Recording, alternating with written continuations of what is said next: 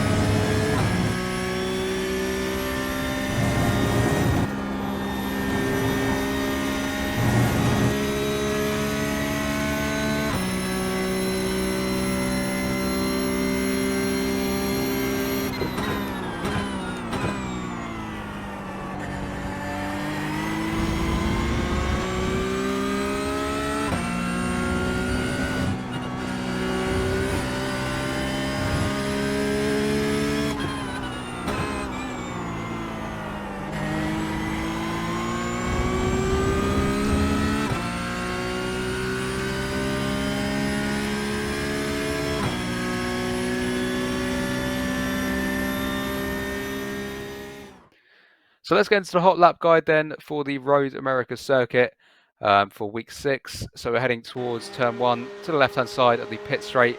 Quite a long pit straight here. It's probably one of the better overtaking opportunities down towards turn 1. Just got to make sure you have the inside line. But as far to the left as you can, and then slamming on the brakes just after the 4 cones on the left hand side. And also after this bit of runoff area or tarmac on the left hand side. And then heavy braking to about 80% or so, and then just ease off the brake pedals. You get towards the apex, and then as you hit the curb, you want to be aiming to get back on the throttle, as you can see we are here, and then let the car just run out towards the exit curb. And be very careful you don't pick up an off track if you do go too wide, and also if you do touch too much of the grass. So I think that square there, that grey square there, is fine, but any more than that, you will pick up an off track. So just look out for that in qualifying in the officials. But yeah, really important to make sure you're on the power nice and early to get a nice exit. Heavy on the brakes, as I said, and then just on the throttle as early as you can. See, we're full throttle here already. And then heading down towards turn 2. Now this one's a really tricky braking zone as it's downhill and it's slightly bumpy as well as you hit the brakes. So just be careful you're not braking too hard. If you are struggling with locking up, then obviously just move your brake bias to the rear slightly to help with front locking. But as with turn 1, you want to be as far to the left-hand side as possible on the way in, and heavy braking down to about 80% on the brake pedal as well. Keep it in 3rd gear at the apex. As long as you hit the curb, there's a nice bit of camber you can use as well. And the car follows the curb around quite nicely. And then same as turn 1, as soon as you hit the curb, pretty much getting back on the throttle for the long straight. And same as before, just be careful you're not running too wide as the curbing on the outside finishes quite quickly. So you've got to make sure you're back on the track by around this point. Again, the grey bit of the grass is fine, but any more than that, you can pick up an off track, and it's very easy to do around here if you go slightly wide at the apex. So just watch out for that one. Heading down the back straight then, underneath the bridge and the DRS boards. And then sticking it to the right hand side and then the middle just for the shortest line. And then again, another downhill braking zone. Got to be really careful we don't lock up here as well. So for the first 3, I suggest going 1 or 2 clicks backwards. So reducing the amount just for these first 3 corners. just as they're quite easy tyres. You also want that rotation at turn 1 as well in the high speed. So yeah, would suggest maybe 1 or 2 clicks towards the back, just for these first 3 corners. But yeah, heavy on the brake pedal, just in line with this number 3 on the right hand side. And then using all of the track on the right hand side as well. So you can see we're completely off the track here, which somehow is legal at the moment. But that's the game. You gotta make the most of it. Down to 3rd gear, and then towards the apex down to 2nd. It went slightly wide there. You want to be a bit more on the curb. But this is just a reference lap, so no harm done. And then a bit wide as well on the exit. So just make sure you just keep it on the black curbing usually, and then get a bit of a smoother exit. And then yeah, usual sort of trail braking into this nice smooth arch down here, and then just a little bit at the apex, and then back on the throttle on the exit. As I said, a bit out of control on the exit, but all fine. This one again, really tricky braking zone, mainly because the corner is completely blind as you come over the crest. So you can see you've got under the bridge here, just before you come up there, you've got your braking reference, which is very hard to spot. This corner actually always catches me out because you can't really see any references when you pop over. So it always tend to brake a bit earlier than you think for this one, just to make sure you don't shoot it past the apex. Down to 2nd gear as we get over the hill, and then using all of the curb on the left-hand side, and then back on the throttle as early as we can, using all of the runoff as well. Again, same as the first couple of corners, just making sure we're not going on the green bit of the grass, but the rest of it is fine. And then back across to the left-hand side, slight lift for this one, no brake needed, and then just make sure you're not turning this car too much, just so you don't get any understeer, and using all of the curb, and then on the throttle as early as you can. You're also using all of the exit curb as well, they can see. Just make sure you're back on the track sort of by this point, as there's a bit of a bump there. It's not too much of an issue in this car, but I know in some other cars it can throw you off slightly. And then back to the right-hand side, slightly downhill again, this braking zone, and also very bumpy as well. Just make sure you're braking slightly earlier and also not too hard for this one as well, just so you don't lock up again. But sort of in line with the 3. Early on the brakes, a nice smooth arch up towards the 80% pressure you can see there. And then down to 2nd gear, using all of the curb on the insides, and then let the car run out to the exit. Just make sure you carry that exit speed and use all of the track that's available to you.